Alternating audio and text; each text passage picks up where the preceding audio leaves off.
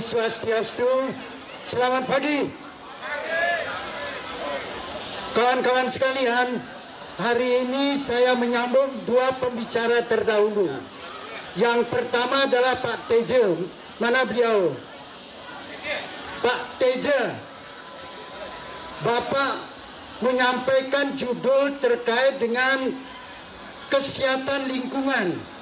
Saya sebagai dokter sangat peduli ini, Pak. Karena sebagai dokter selalu sumber dari penyakit itu adalah sampah. Dan yang kedua, Pak Sugawa Kori sebagai anggota dewan, saya lihat di Singapura caranya adalah law enforcement, Pak. Jadi Bapak hanya menghimbau. Orang kita biasanya dengan imbauan itu cuek, Pak, karena dia tidak melihat manfaatnya. Kalau di Singapura membuang puntung rokok saja, Pak, ada perdanya. Jadi mohon Bapak dari lingkungan, mudah-mudahan Bapak dari lingkungan tidak suka ngelingkung-lingkung, Pak.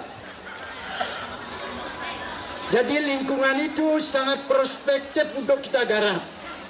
Jadi hari ini saya memberikan judul reformasi mental terkait dengan perubahan sikap kita kepada sampah, Pak. Sikap kita kepada peduli lingkungan dan sikap kita kepada Pak Sugawa Kori. Pak Sugawa Kori, saya usulkan apa yang disampaikan oleh Pak TJ itu diperdakan. Siapa membuang sampah sembarangan kena hukuman dan denda, Pak. Jadi seperti itu law enforcement harus digalakkan. Revolusi mental terhadap sampah harus kita tegakkan. Saya menyampaikan revolusi mental sejak usia dini, Pak. Pada waktu ibu hamil, dia harus sangat dirawat dengan kehamilannya. Lingkungan yang terdekat adalah kehamilannya.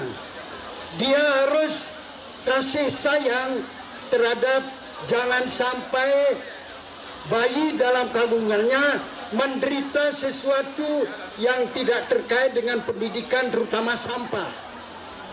Dan terkait dengan itu, kasih sayang itu sangat mempengaruhi mental revolusi yang harus terjadi mulai dari ibu hamil.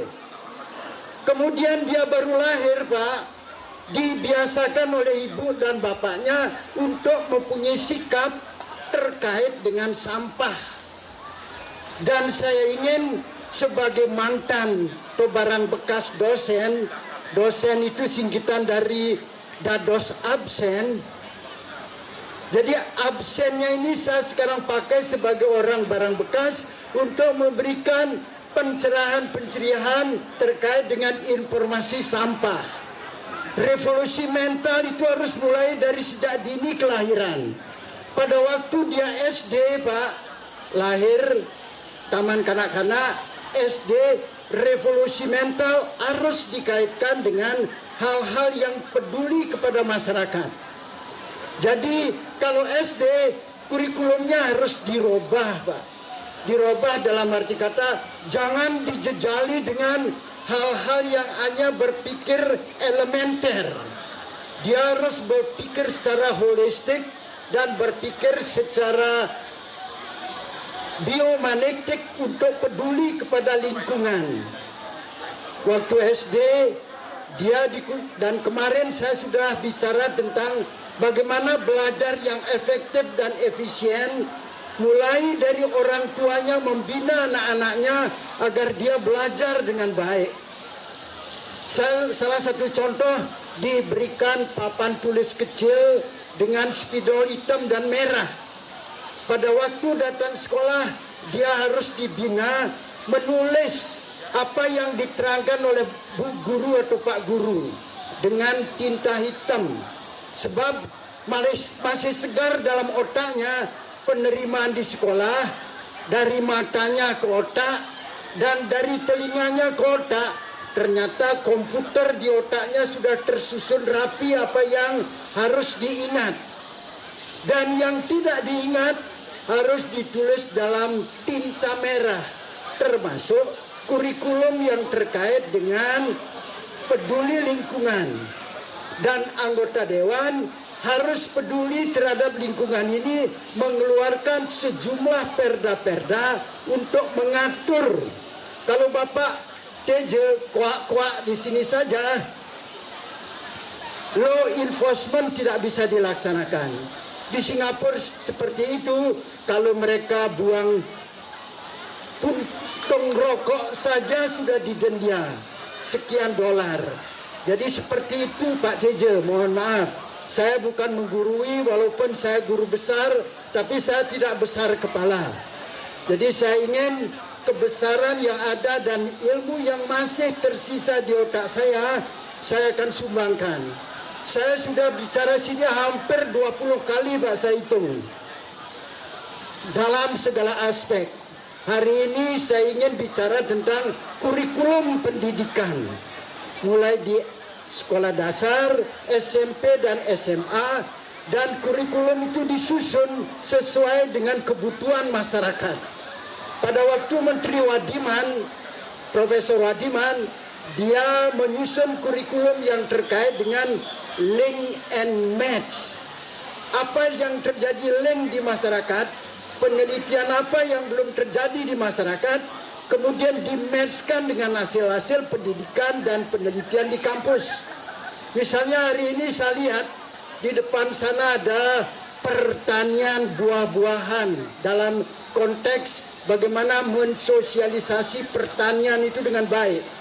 Pada waktu Simekrama, saya sosialisasi kepada Pak Gubernur. Mohon Pak Gubernur, teks amnesti sekarang hasilnya triliunan Pak.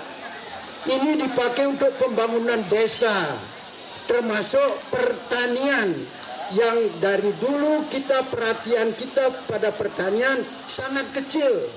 Sekarang teks amnesti, uang-uangnya itu dipakai untuk pembangunan desa. Salah satunya kalau kemarin saya bicara untuk pembinaan generasi muda.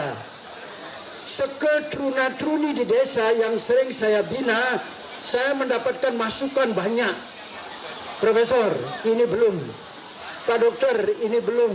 Saya membangun desa, jalan raya, sumur, pura-pura dan lain sebagainya.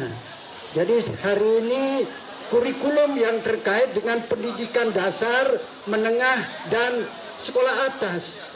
Kebetulan pendidikan sekolah menengah sekarang diserahkan kepada provinsi tingkat 1. Mohon ini diaktualisasi dan diberikan apresiasi untuk melaksanakan dengan baik.